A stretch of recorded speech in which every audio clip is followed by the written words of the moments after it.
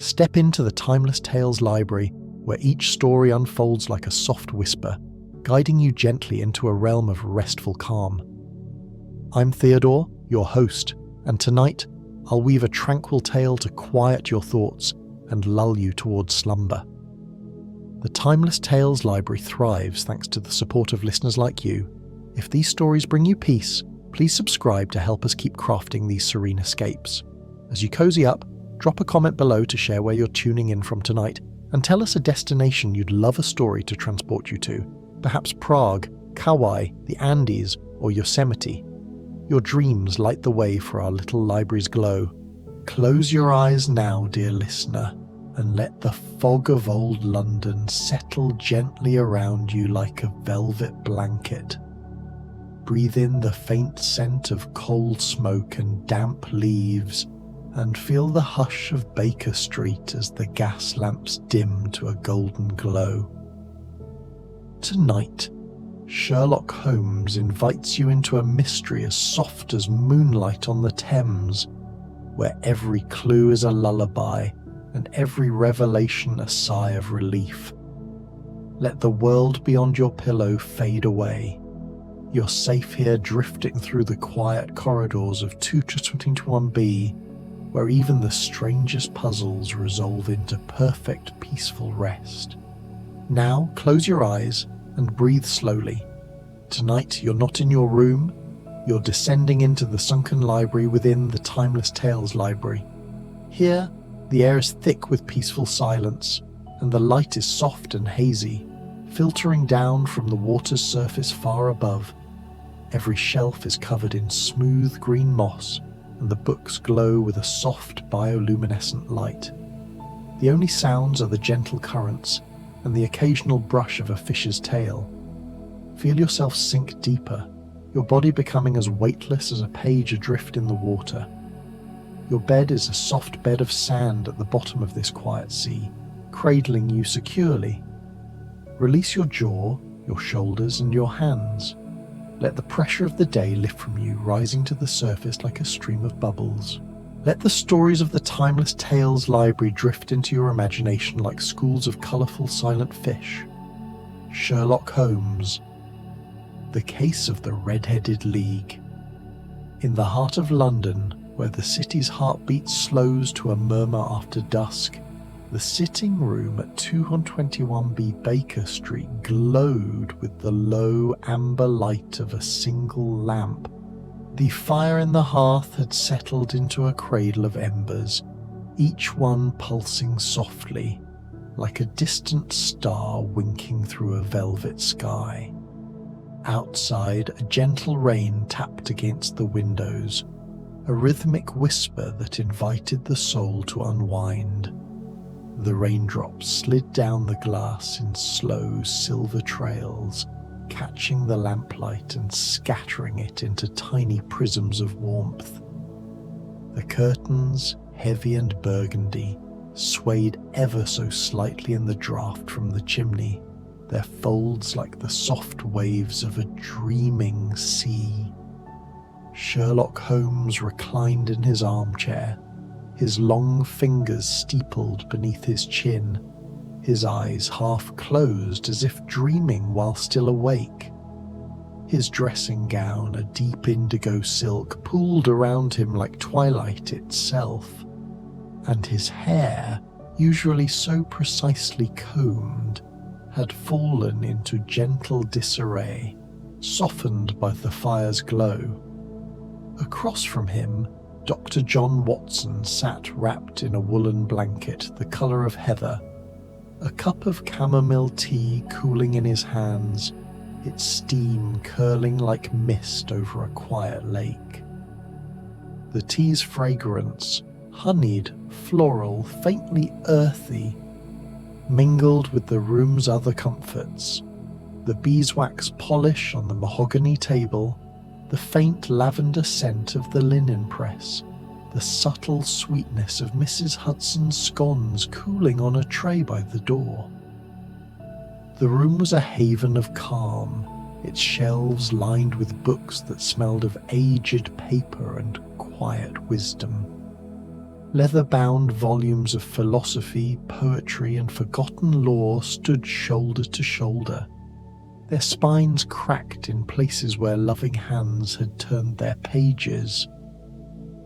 A globe rested in one corner, its continents faded to soft pastels, as if the world itself had grown gentler with time.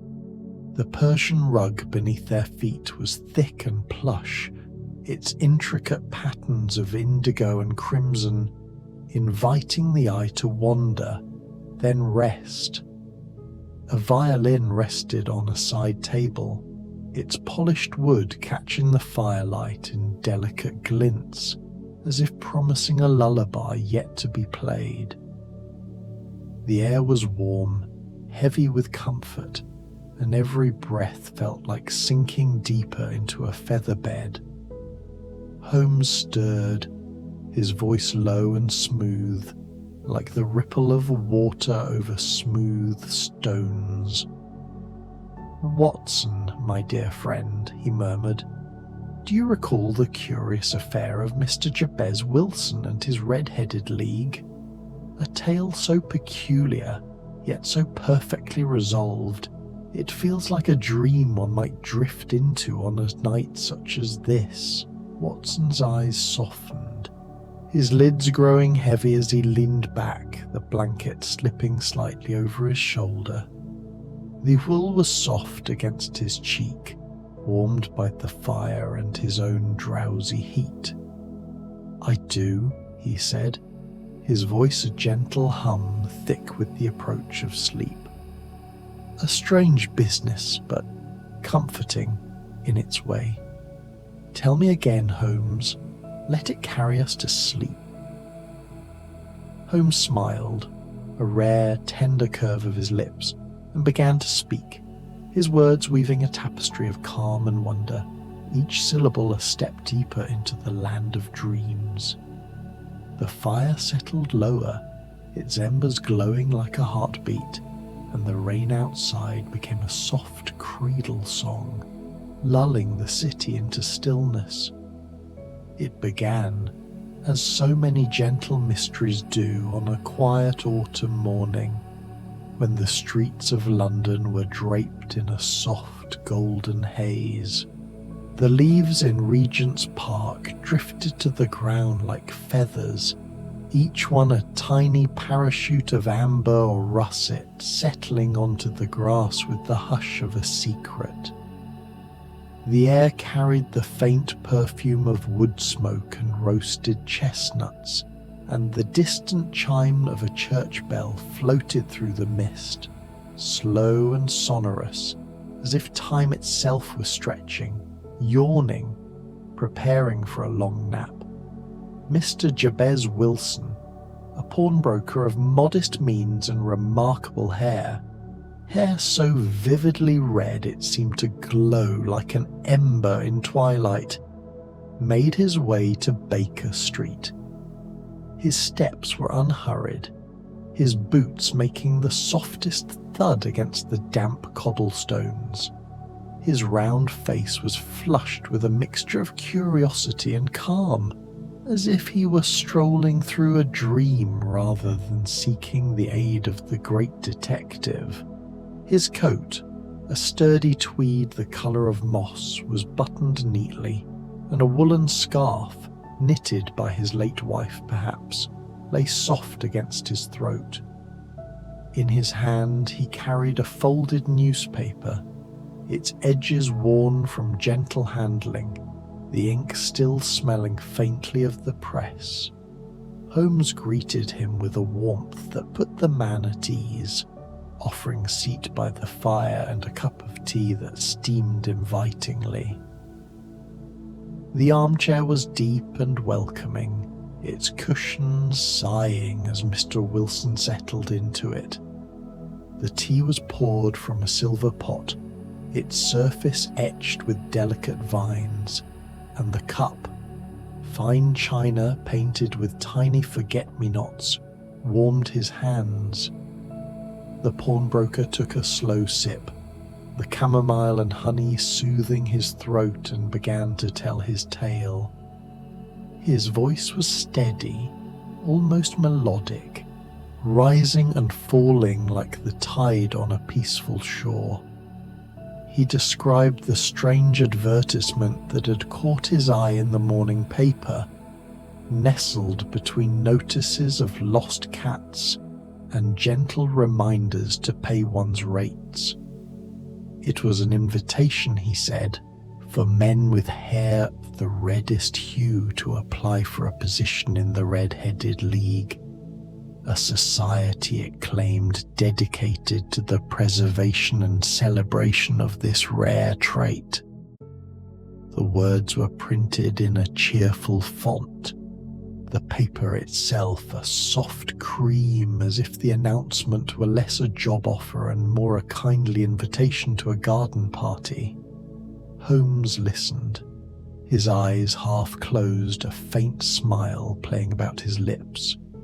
The fire crackled softly, casting shadows that danced like friendly spirits across the walls, shadows of pipe racks, of chemical apparatus, of the stag's head mounted above the mantel, its antlers softened by years of polish. Watson, seated nearby, felt his own thoughts slowing, as if the room itself were urging him to rest. The story unfolded like a river, meandering gently through a landscape of soft wonders, its banks lined with willows and forget-me-nots. Mr. Wilson explained how he had applied, driven by a whim and the promise of easy wages. £4 a week, he said, for a task so simple it felt like a gift from a benevolent uncle. He had been accepted, one of many red-headed men who gathered in a quiet office in Pope's Court, Fleet Street.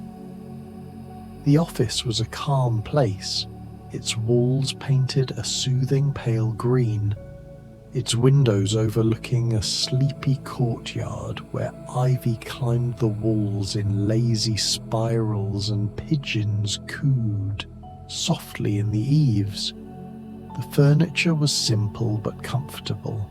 A large oak desk, a chair with a cushioned seat, a stack of encyclopedias bound in soft leather, their pages creamy and inviting. The work was peaceful, almost meditative. Mr. Wilson would arrive each morning, hang his coat on a brass hook that gleamed faintly in the sunlight, and settle at the desk.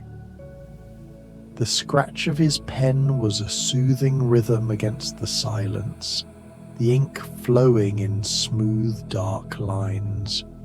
He copied the Encyclopaedia Britannica in a neat, unhurried hand, the words of long-forgotten scholars passing beneath his quill like clouds across a summer sky. The other members of the League, kindly men with hair like autumn maples or glowing coals, would nod in greeting, their voices low and friendly as they shared stories of their own uneventful days. One might mention a grandchild's first steps, another the way the light fell through his kitchen window at dawn. The hours slipped by, gentle and unhurried, the courtyard outside a haven of pigeons and ivy. Holmes nodded, his voice a low murmur, as if speaking to the embers themselves. A curious occupation, Watson.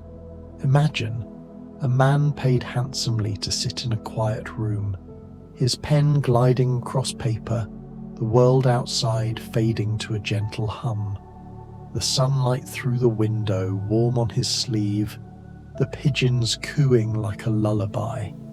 It sounds restful, does it not? Watson chuckled softly, his eyes drifting shut for a moment, the blanket warm against his chin. It does, he agreed, his voice thick with drowsiness. A job that asks nothing but presence and patience. One could almost fall asleep at such a desk.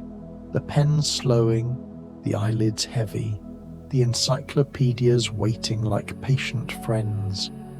The pawnbroker's tale continued, his words painting a picture so vivid, yet so serene that the listener could imagine drifting into it. For 8 weeks, Mr. Wilson had attended his peculiar post, arriving each morning to the same quiet office, the same soft chair, the same stack of encyclopedias. The routine was a comfort, a gentle rhythm that ordered his days. He would pause at noon to eat a sandwich wrapped in wax paper, cheese and chutney perhaps, or a slice of Mrs. Hudson's seed cake, and sip tea from a thermos that kept its warmth like a secret. The other red-headed gentlemen would share their lunches, their voices a soft murmur, the courtyard outside bathed in the golden haze of autumn. But then, as gently as a dream shifts its shape, the red-headed league dissolved. One morning Mr. Wilson arrived to find the office locked, the brass hook empty, the desk bare. A simple notice on the door, written in a neat copperplate hand, declared the league disbanded, its purpose fulfilled. The paper was crisp, the ink still faintly damp, and the words carried no malice, only a quiet finality, like the closing of a beloved book. There was no anger in Mr. Wilson's voice as he described this, only a mild puzzlement, as if he had woken from a pleasant nap to find the world slightly altered, the courtyard pigeons still cooing, the ivy still climbing, but the office silent. He had come to Holmes not out of distress, but out of a quiet curiosity, wondering what it all could mean. His hands rested calmly in his lap, his teacup balanced on his knee, the steam rising in delicate spirals. The fire popped softly, a log shifting into a more comfortable position, and the rain outside became a gentle patter, as if the clouds themselves were tucking the city into bed. Holmes leaned forward, his eyes gleaming softly in the firelight, though his movements were slow, deliberate, like a cat stretching in sunlight. "A puzzle, Watson," he said, his voice a soothing cadence, "but a gentle one, like the turning of seasons. Let us follow it, not with haste, but with the calm of those who know all will be well. The fog outside is thick tonight, the streets quiet. We have all the time in the world." And so, in the soft embrace of that autumn evening, Holmes and Watson set out into the city, their steps muffled by the damp cobblestones. The streets of London were a dreamscape of fog and lamplight, each glow a beacon of safety, each shadow a place to rest the mind. The fog was not cold or cloying, but soft like gossamer, wrapping around them with the tenderness of a shawl. It carried the scents of the city, warm bread from a bakery, the faint tang of the river, the sweetness of apples sold from a barrow, and every breath was a comfort. They walked past shop windows where warm light spilled onto the pavement, past a milliner's where hats bloomed like flowers in shades of plum and sage, past a bookseller's where volumes of poetry and travelogues stood in neat rows, their pages whispering of far-off places where one might rest forever. The cobblestones were slick but not treacherous, each one polished by years of gentle feet. A horse-drawn cab clopped by, its driver tipping his hat with a sleepy smile, the the horse's breath steaming in the cool air. The city was alive yet hushed, as if it too were preparing for sleep, its heartbeat slowing to a lullaby. Their first stop was the pawnbroker's shop in Coburg Square, a cosy little place tucked between a bookseller and a tailor. The sign above the door, a gilded set of 3 balls, creaked gently in the breeze, its chains singing a soft metallic lullaby. Inside, the air was warm with the scent of polished wood, old coins, and the faint mustiness of velvet-lined cases. Shelves lined the walls, displaying pocket watches that ticked softly, rings that gleamed like tiny moons, and a violin in its case, its strings waiting for a gentle hand. The counter was cluttered in a comforting way, with ledgers, ink pots, and a small brass scale that glinted in the lamplight. Mr. Wilson's assistant, a young man named Vincent Spaulding, greeted them with a friendly smile. He was a quiet sort, his hair dark and neatly combed, his waistcoat a soft grey that matched the fog outside. His movements were unhurried, his voice low and pleasant as he answered Holmes's gentle questions. Spaulding, it seemed, had encouraged his employer to apply for the League, having spotted the advertisement himself while reading the paper by the shop's back window. He spoke of it with a kind of dreamy enthusiasm, as if the idea of such a peculiar job were a delightful whimsy, a gift wrapped in red ribbon. Holmes lingered in the shop, his fingers trailing over the counter, his eyes noting every detail with the calm precision of a painter studying a canvas. He admired the neat rows of pawnbrokers' tickets, each one a tiny story of someone's treasure, the careful handwriting a testament to order and care. The shelves were tidy, the glass cases polished to a soft sheen, the atmosphere one of quiet industry. Watson, standing by the door, felt the weight of the day slipping from his shoulders, the shop's warmth wrapping around him like a blanket. The faint tick of the watches was a soothing metronome lulling his thoughts into stillness. Spaulding offered them tea, pouring it from a brown Betty pot into cup, decorated with tiny violets. The tea was strong but not bitter, sweetened with a spoonful of honey that glistened like liquid gold. They drank in companionable silence, the steam rising between them, the fog outside pressing gently against the windows. Holmes asked about the shop's routines, the comings and goings of customers, the quiet hours after noon when the square slept. Spaulding answered with a smile, his voice a soft hum, describing the way the sunlight fell through their back window in the afternoon, painting the floorboards in warm stripes. From the shop, Holmes led the way to the office where the Red-Headed League had met, a short walk through streets that grew quieter with every step. The fog thickened, softening the edges of the world, turning lampposts into glowing sentinels and shop signs into dreamy silhouettes.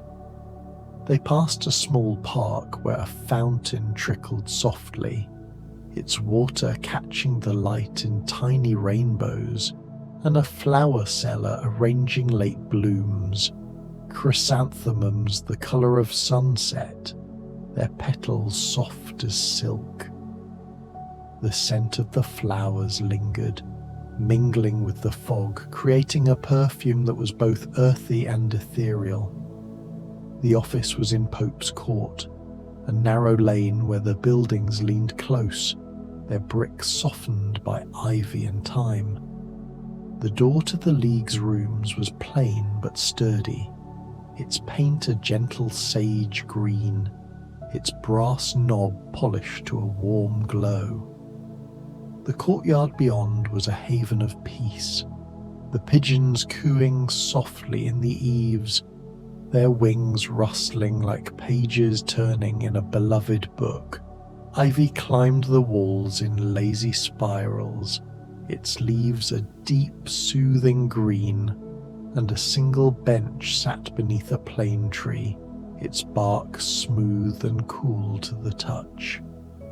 Holmes knelt by the door, his movements slow and deliberate, his magnifying glass catching the lamplight as he examined the lock. There was no urgency in his actions, only a quiet curiosity, as if he were admiring the craftsmanship of a watchmaker rather than investigating a mystery. The lock was simple but well made, its keyhole clean, its scratches faint and telling. He traced them with a fingertip, his touch light as a feather, and murmured to Watson about the gentleness of the wear, the patience it implied. Watson watched, his eyelids heavy, the rhythm of Holmes's voice pulling him deeper into calm. The courtyard was a world unto itself, the fog curling around the bench like a cat, the pigeons settling into their roosts with soft coos. Even the idea of a dissolved league felt comforting here, like the end of a pleasant visit with old friends. Holmes stood, brushing a speck of dust from his coat, and led the way around the building, his steps soft on the gravel path. The back of the office overlooked a narrow alley where the fog pooled like cream in a bowl. Holmes paused at a cellar door set into the pavement, its iron hinges gleaming faintly, its wood weathered to a soft grey. He studied it with the same serene attention he might give to a starry sky, noting the faint scratches around the lock, the subtle compression of the earth nearby. "Watson," he said softly, "do you see how the stones here are slightly worn, as if many feet have passed this way, yet not in haste? And the door, note how cleanly it sits, how well maintained. It speaks of purpose, but a patient one, like a gardener tending a rose." Watson nodded, the fog cool against his cheek, the lamplight warm on his hands. The alley was a quiet place, the shadows soft and inviting, the distant sound of a barrel organ playing a slow waltz. The melody drifted through the fog, its notes mellow and nostalgic, wrapping around them like a scarf. Holmes's deductions unfolded slowly, each one a pebble dropped into a still pond, sending out ripples of understanding that lapped gently at the shores of the mind. The red-headed league, he explained, was no society at all, but a gentle diversion, crafted to keep Mr. Wilson occupied far from his shop for several hours each day. The true aim lay beneath the streets, in the cellar of a nearby bank, the City and Suburban Bank, its branch a solid, reassuring presence on the corner of Coburg Square. A tunnel was being dug, Holmes said, with the patience of a dreamer carving a path through mist. The criminals, clever but not cruel, had chosen this elaborate ruse to ensure their work went unnoticed, their tunnel a quiet secret beneath the city's sleeping heart. There was no alarm in Holmes's voice, no sense of danger. The tunnel, he said, was a marvel of quiet engineering, its walls smooth and cool, its path steady, like a river carving its way through soft earth. The earth removed was carried away in small, unhurried loads, perhaps disguised as ordinary deliveries, the workmen moving with the calm of those who know their task is safe and slow. The scheme was intricate, yes, but soothing in its precision, like the ticking of a grandfather clock in a quiet hall. To ensure the mystery resolved as gently as the night itself, Holmes arranged for the police to wait in the bank's vault, their presence as unintrusive as shadows. He visited Scotland Yard in the late afternoon, the building's corridors cool and dimly lit, the gas lamps hissing softly. Inspector Lestrade, a man whose enthusiasm was tempered by the calm of the evening, agreed to Holmes's plan with a nod and a smile. His moustache twitched slightly, but his eyes were kind, and he spoke in a low voice, as if reluctant to disturb the peace of the day. The vault was a cool, quiet place, its walls lined with iron and gold, its air heavy with the scent of polished metal and old paper. The strong boxes stood in neat rows, their locks gleaming, their contents a silent promise of security. The officers, Lestrade, a sergeant named Jones, and 2 constables, sat in comfortable chairs brought down from the manager's office, their lanterns casting a soft golden glow. The light pooled on the stone floor, creating islands of warmth, and the men spoke in hushed tones, sharing stories of quieter days, of cases that ended with a handshake rather than a chase. Holmes, Watson, and Mr. Wilson joined them as the evening deepened, the fog outside thickening into a blanket that muffled the city's sounds. The pawnbroker, far from anxious, seemed almost charmed by the adventure, his red hair catching the lantern light like a beacon of warmth. He settled into a chair with a sigh, his hands folded comfortably, his eyes bright with curiosity rather than fear. Watson, his blanket draped over his shoulders, felt the vault's stillness wrap around him, the gentle ticking of a distant clock lulling him towards sleep. The air was cool but not cold, the stone walls smooth and reassuring, the lantern's glow a constellation of safety. Holmes, ever the guardian of peace, spoke softly to the group, his words painting a picture of the tunnel below, a quiet passage, its earth cool and damp, its purpose now known and harmless. He described the care taken in its construction, the way the soil was packed to avoid collapse, the gentle curve of its path to avoid detection. The criminals, he assured them, would arrive soon, their steps muffled, their intentions clear but not cruel. There was no need for haste, no need for fear. The night was on their side, its embrace deep and restful, the fog a gentle guardian. The hours passed in a dreamy hush, the lanterns burning low, their flames steady and calm. The men dozed in their chairs, their breathing soft and even, the vault a womb of tranquility.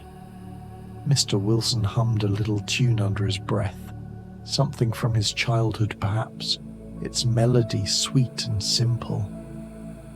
Watson's head nodded, the blanket warm against his cheek, the stone floor cool beneath his boots. Holmes sat with his eyes half closed, his mind alert but his body relaxed, the faintest smile on his lips.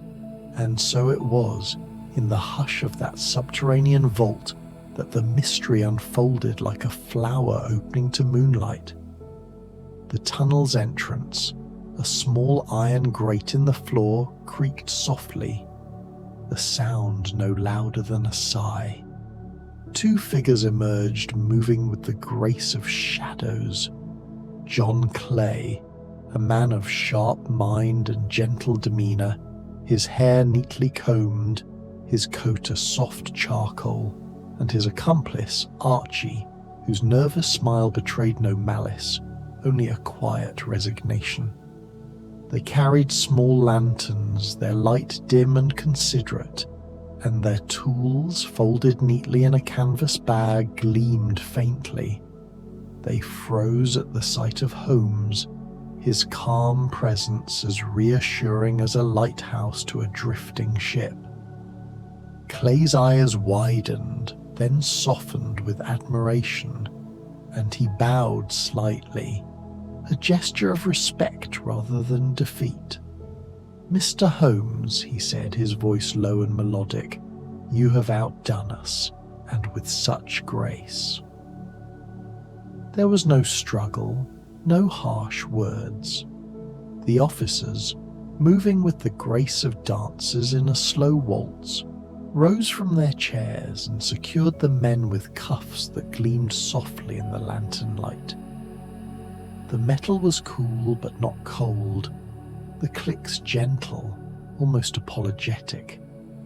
Clay smiled faintly, his gaze drifting over the vault as if memorizing a pleasant dream. Archie shuffled his feet, his hands folded calmly, his eyes on the floor but not in fear. The tunnel, now revealed, was a quiet marvel, its walls smooth and cool, its air carrying the faint scent of earth and rain. Holmes led the way down, his lantern casting a soft glow, the earth beneath their feet, firm and reassuring. The passage curved gently, its ceiling high enough to stand comfortably, its sides packed with care. Small piles of soil lay in neat heaps, each one a testament to patience, and a wheelbarrow stood at the far end, its handles worn smooth by gentle hands. The work was nearly complete, the bank's vault just beyond a final layer of earth, but the night had intervened, soft and kind. The resolution came as gently as dawn creeping through curtains. The tunnel was sealed, the earth packed back into place, the grate secured with a lock that gleamed anew. The bank's manager, a kindly man with spectacles and a voice like warm milk, arrived the next morning, his gratitude profuse but quiet. He offered Holmes a small token, pocket watch, its case engraved with vines, and shook Watson's hand with a grip that was firm but gentle. Mr. Wilson, restored to his shop, found his business undisturbed, his ledgers intact, his assistant Spaulding, revealed as Clay's accomplice, quietly dismissed with a reference and a handshake. Back at Baker Street, the fire had been stoked to a gentle glow, its flames dancing lazily, casting shadows that flickered like fireflies. Mrs. Hudson had laid out a tray of warm milk and honey cakes, their scent filling the room with sweetness. The milk was poured into cups of delicate porcelain, its surface shimmering, and the cakes were light, their centres soft with honey. The room was a sanctuary, its walls holding the city's noise at bay, its warmth a promise of rest. Mr. Wilson sat in the armchair, his face radiant with relief and wonder, his red hair a soft halo in the lamplight. He spoke of his gratitude, his voice a low, contented hum, as if the entire affair had been a pleasant dream. He described the quiet joy of returning to his shop, the familiar weight of his ledgers, the soft tick of the watches on the shelf. The adventure, he said, had been like a holiday, a gentle diversion that left him refreshed. Holmes, reclining once more, played a soft melody on his violin, the notes drifting through the room like petals on a breeze. The Stradivarius sang of quiet fields and sleepy rivers, its strings vibrating with a tenderness that settled into the bones. Watson, his eyes nearly closed, felt the music wrap around him, each note a step closer to slumber. The fire's embers glowed like a heartbeat, the rain outside a distant lullaby, the city beyond the windows asleep under a blanket of stars. "A gentle case, Watson," Holmes murmured, his voice barely above a whisper, the violin resting against his shoulder. "A puzzle that asked only for patience and rewarded us with peace. The league, the tunnel, the quiet hours in the vault, all of it a dream that resolved into morning." Watson nodded, his thoughts fading into the soft haze of sleep. "Peace," he echoed the word, a sigh, his blanket warm, his teacup empty on the table. And so, dear listener, let the story of the red-headed league carry you into dreams. Picture yourself in that quiet office, your pen gliding across paper, the courtyard pigeons cooing, the ivy rustling like a whisper, or wander the foggy streets with Holmes and Watson, the lamplight guiding you through a city that cradles you in its arms. The mystery is solved, the tunnel sealed, the bank safe, and the night is calm. Let the fire's embers glow in your mind, the violin's notes linger in your heart. You are safe, you are warm, and sleep is waiting, as gentle as the London rain. Drift now into the soft embrace of Baker Street, where every mystery ends in rest and every night is a promise of serenity. Good night.